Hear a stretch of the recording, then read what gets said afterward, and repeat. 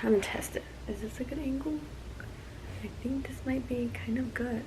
Hey guys, it is Friday, March 23rd. I had to really think about that one for some reason. Alright, but I figured I would go ahead and just talk about some of the tips for traveling. I know I've had several questions and they always ask how I get to travel because I am a teacher and teachers don't make a lot of money, and I have my own house and I have my bills that I need to pay, so it kind of is a little bit of a struggle, but there's like several ways for you to be able to travel the world for cheap. So I just kind of wanted to name a few of the places that I've gone to and just talk a little bit about each of them, and probably talk about the sites and what I went through and how you can go ahead and travel. The number one site that I'm going to talk about is Cheap DFW, which honestly is just like if you live in the DFW area. If you don't live in the DFW area, there is, and they do have like a sister website, which is two other sister websites, where you can go ahead and get cheap flights. So one of them is called Escape Houston, then they have Escape ATX, and then if you are from like New York, Chicago, LA, they have another one that's called Escape Flights. And so what this is, the website looks like this, and it kind of tells you just a little bit of the information, which I don't know if you can see it, but it pretty much just tells you the instructions, how to book. The deals from here themselves is not something that you just like click and book it. So let me show you, for example, what kind of deals they have for today. So they have like a non-stop flight from Dallas to New York, and it's $137 round trip, and it's through Alaska Airlines. So if you, let's say that I was interested in this, I go ahead and click here, and so what it does is it brings me to this page, and it just like shows all the dates that I can travel. Alright, after I've done that, I can book through Travelocity or Priceline. It just depends. And as long as you set those dates, like if you don't change it, like you'll get it for that price. I went to Miami with my friends first, and I didn't know about this website, so our tickets to Miami were like $400 something a round trip. I've seen Miami here for like $100 or 90 something dollars. So if I would have known, like I wish I could have like saved that much money. When I went to New York, our tickets, I went with my sister, our tickets were like $90 round trip, and it was New York City. And then when I went to Vegas, I think we paid like $86 round trip.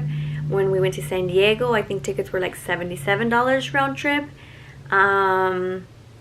When we went to, where else have we gone? Denver, I think Denver was like $79, or maybe it was $100 something. But like all my flights have been super cheap round trip. Like I'm pretty sure you sometimes pay more in Uber going just within city limits than flying from one state to another state, if that makes sense. Hawaii tickets, the ones that I just like went on recently, I believe those were like $300 something, when usually tickets to Hawaii are like up to $900,000. So it was a pretty good deal. All right, so another thing, like lodging. Okay, that was kind of a big thing too.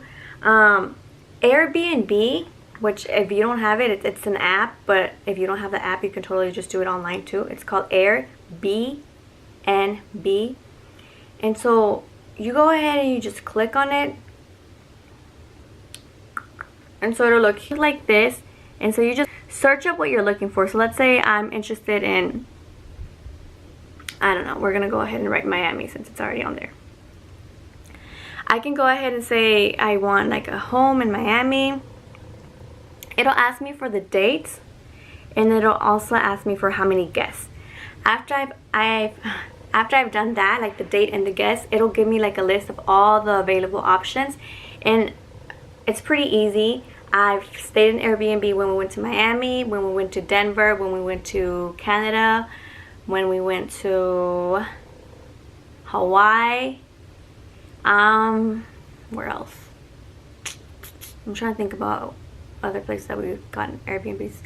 I think for Vegas, we actually got a hotel room. When we went to New York, we actually got a hostel, which was super cheap. And if you're interested in that hostel, the name of it was Blue Moon. and it was actually like a little cafe at the bottom, and so they had the hostel upstairs, and it was like perfect. It was right by like Little Italy in Chinatown, and there was like a subway station like right down the corner, so it was like the perfect location and super cheap. I think New York, like our New York trip was one of the cheapest trips that we ever did. Like not only was the flight cheap, but like just like the location, which I know they say New York is pretty expensive, but it was like so much worth it. And then when I went to Europe, I actually went through a program. So the program was called, I think it was EF College Tours, EF First something. And so through them, we were able to get like the hotel, some of our meals planned. We had a tourist, like a tour guide. We were the tourists. We had a tour guide, and we had the flights with it. So that was a little bit pricey, but we booked it like a year in advance, so we were able to like save up money and like give a little bit of money each time. So it wasn't that bad. I think having a tour guide has its ups and downs, because I mean, for like Europe, I kind of recommend it just because you're in another area, like that's another continent, and you don't know how things are. Especially if you've never gone, like it can be a little bit scary. Plus we went to London first, and then we went to Paris, and then we went to Italy, and then we went to like the little islands like Sorrento and Capri.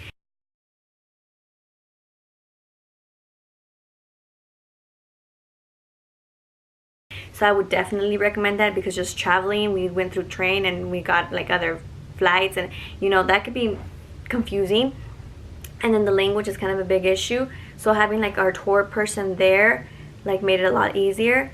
But it also can be kind of annoying because everything's already scheduled and planned out. That let's say you want to do something else, or we want to stay an extra day because you like that place better, like you can't really do anything about that. We also had like a strict schedule, so it was like you have 1 hour to do this, and if we took a little bit longer, we got in trouble, or if we stayed out a little bit later, like we would get in trouble. And like every single day, because we were with the tour people and because we were traveling from one place to another like really quickly, I think we were there for 12 days, we had to wake up like at 4, 5, 6 in the morning every single morning.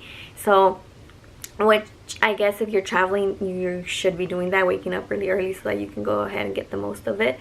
But you know, if you're trying to sleep in, or if you're trying to like, you know, relax and like plan things out, and like you have your own itinerary that you really want to do, I don't recommend going with a tour person, just because everything's already set up and scheduled. If I ever went back, I would definitely go ahead and go by myself, which I do plan to go to Spain in the summer, but I've never been to Spain, so it should be a little bit different.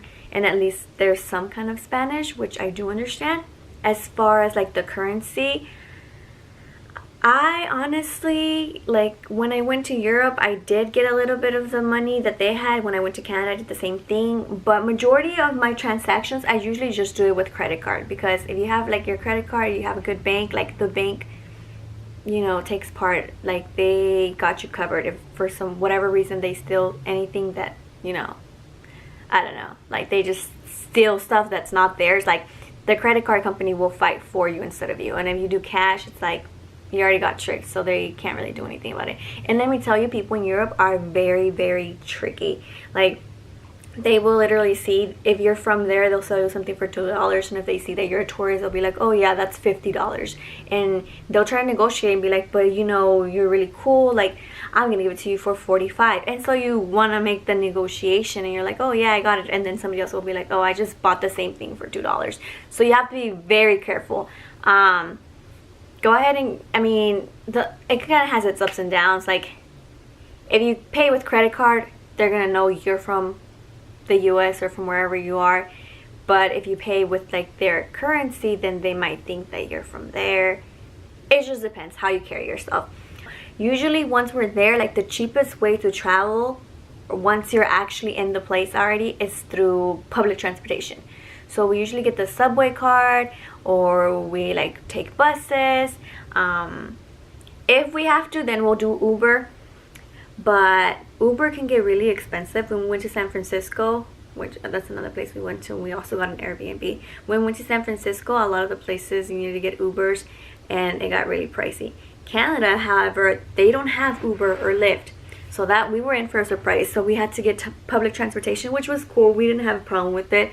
But yeah, make sure you like do your research beforehand, so just so you're prepared.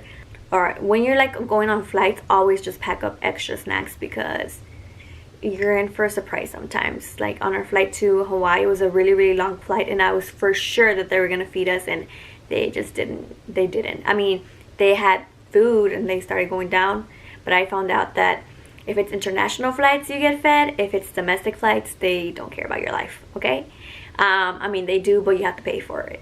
Always Pinterest, Instagram, or YouTube stuff, because on those sites, Pinterest, YouTube, and Instagram, like you will literally find tons of things to do for free, and it's gonna save you so much money. And as far as like knowing what to pack, knowing what the weather is like, knowing where the big spots are at, knowing which restaurants to eat, either for like really great food or because it's like the cheapest finds, like those are your best friends. Like they will literally help you. Another thing, don't overpack. Like just don't overpack, okay? I think my first trip that I did was to Miami. I took like a suitcase, and it wasn't like a huge suitcase, but it was pretty big. And then I realized that all I needed was like a backpack. So I have one of those JanSport backpacks, and I bought my packing cubes, and literally every single time that I travel, anywhere that I go, all I carry is a backpack, and I don't have to pay like that like extra fee for like luggages, because it used to be like you get one carry-on for free, well, if it's a small size, and then like a check bag for free or something like that. But like now you have to pay for your check bag, so I just like avoid it. I just carry like my backpack and my purse, and that's it. And like I've never struggled and said like, oh my gosh, I ran out of clothes and like I have nothing to wear. No, like I still kind of overpack. But those packing cubes, they literally are lifesavers, because you just roll everything down, and like there's like so much stuff can fit in that. If you have any questions, if there's a like area you would like to know more about, just let me know, and like I'll be glad to help. All right, so I hope y'all had a good week, and I'll see you soon.